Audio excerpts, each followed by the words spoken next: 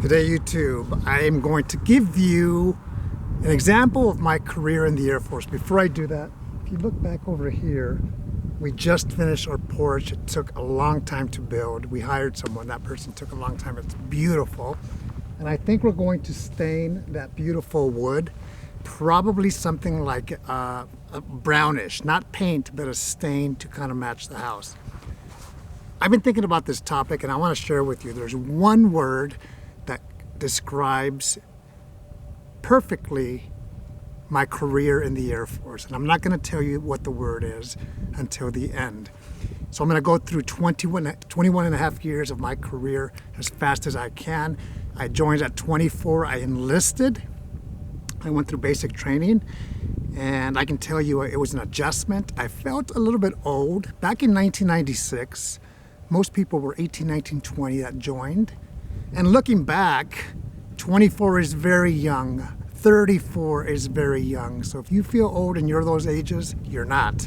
You're young. Remember that. And I adapted quickly to the military lifestyle of the yelling, of the physical training every single week, as opposed to here and there. I adapted to the culture of the Air Force, learning about aircraft, learning about history. And I graduated from basic training with my teammates. I went to technical training, back to school. That was my job for 4 months. My job was the Fire Academy, and the Fire Academy is at Goodfellow Air Force Base, about 3 hours from San Antonio. We took a bus, and I was a full-time student. My technical training, that was my job.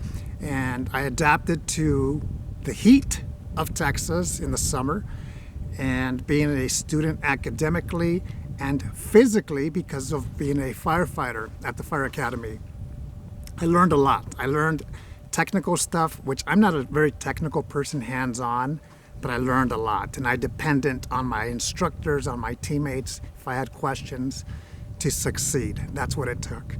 I got to my first base, Montgomery, Alabama, Maxwell Air Force Base. I'm from Los Angeles. I went to Montgomery, Alabama, 1996. Talk about a culture shock. I went from a big city with melting pot to a small town, or what felt like a small town. But I really enjoyed Maxwell. I enjoyed the South. My job, I was doing it full time as a firefighter. I enjoyed it. And I got to learn a lot. I had my teammates. I learned about the operational Air Force, which is your job and doing your job every week. And then I learned on the personal side what it was to be an airman, living on base housing with my family and balancing professional and personal life. And my marriage was brand new because I got married in 1996. It was my wife, my son, and myself. And being a family man, that was new to me. Then I thought I was going to do 4 years and get out and go back to Los Angeles, but I opened my eyes and realized this Air Force thing is a good life. I just don't want to be a firefighter for long term. And I was able to retrain into the career field that was better suited for me, and that was dealing with people, and that's personnel. I had to go back to technical training, to school, to be a student again so I can learn my job. And that was at Keesler Air Force Base, Biloxi, Mississippi. And I really enjoyed it. Then I thought I was going to go to another base and move on, but the Air Force kept me right there at Maxwell Air Force Base for 2 years. That's when I met several Personnelist, people that were doing my job. And there was a young airman, Scott Girock. Don't know where he is now. And he was given a briefing. He had 2 stripes, Airman First Class, and he was very confident and very knowledgeable. I liked that about Scott.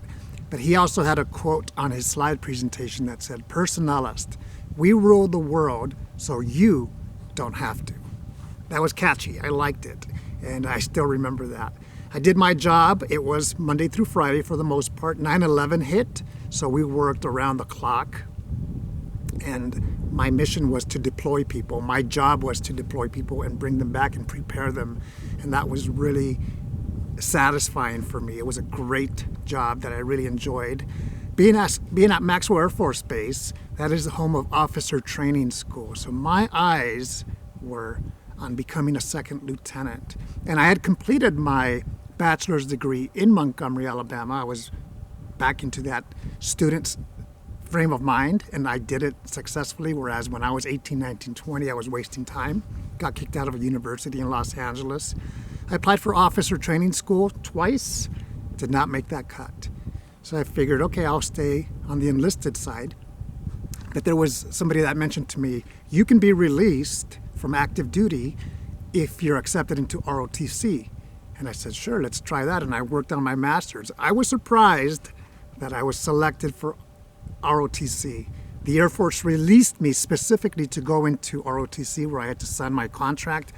And I became what you call a completely full-time student with a family, a cadet at Alabama State University, right there in Montgomery. That's where I did my ROTC program.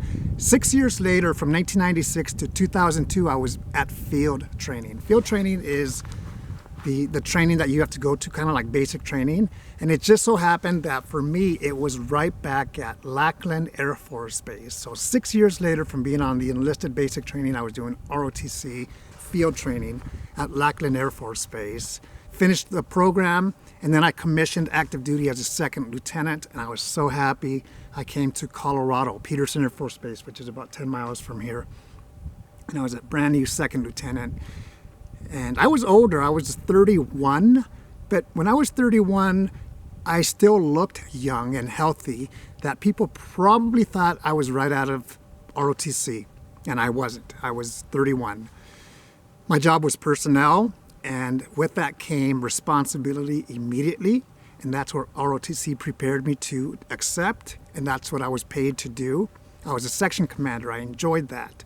And then next thing you know, it was time to leave Peterson Air Force Base. We moved to Hawaii, Hickam Air Force Base. Again, I was a section commander. I was enjoying it. We were in paradise. And that's when the Air Force said, we have too many people. You have to leave active duty, which doesn't happen often. It's a reduction in force. I didn't do anything wrong. Often people ask me, did you mess up? No, I did everything I was supposed to. It just wasn't in my cards to finish active duty. Then I left Hickam Air Force Base, and I did something different, which was we returned to Colorado Springs. I became an Air Force civilian, but I was in the Air Force Reserve. I was an IMA, Individual Mobilized Augmentee. I did that for 2 years. And then I transitioned into being a traditional reservist, and I enjoyed that. I got to wear the uniform and still continue. I still continued professional military education, where they sent me back to Maxwell Air Force Base for 5 weeks or 4 weeks to finish Squadron Officer School, and I enjoyed that. I did a few jobs in the Air Force Reserve, and then I did equal opportunity for 3 years, and I went to Patrick Air Force Base for technical training, which was 3 months long with all branches. The Air Force sent me to Thule Air Base in Greenland, the North Pole. What a great opportunity. I've done a lot of different jobs in the Air Force. I've served in different capacities: enlisted officer, active duty, reserve, IMA, AGR. My last 3 years, I was active duty at Buckley Air Force Base in Aurora, Colorado, wearing the uniform every single day. There's one word that describes my career. There's many words, but the one that I always go to is the word change. Change in life, in your career, in your life, will be constant. I hope that you don't fear change, because change is part of life. And because we know that, or we should know that we use the team around us to improve, to get rid of that doubt that we may have, to learn more, and deliver, whether it's being a student in college and high school, whether it's your job. Change is constant, and embrace it. You don't have to love it. I do love change. In fact, I'm ready for change right now, but I keep my eye open. I'm ready for change. I really do love change. It's the one word that describes my career, and I hope you have something that you've taken out of this video, that if you do fear change, don't. And it's going to take work. So take it step by step, where you feel confident about change, where you make adjustments and succeed in whatever it is that you do. Let's go ahead and show you this beautiful porch. Like I said, we're going to stain that. I'll do it. My wife and I will do it. We're going to get rid of that table, and we have somebody that's going to make us a 10-foot farm table with benches on the side so everybody can actually enjoy that. We're going to extend all of this. This whole rock we're going to get rid of. We're going to extend this entry area into this area. We're going to keep those 2 trees. Today is Christmas. Merry Christmas from Colorado Springs. And that is Pikes Peak.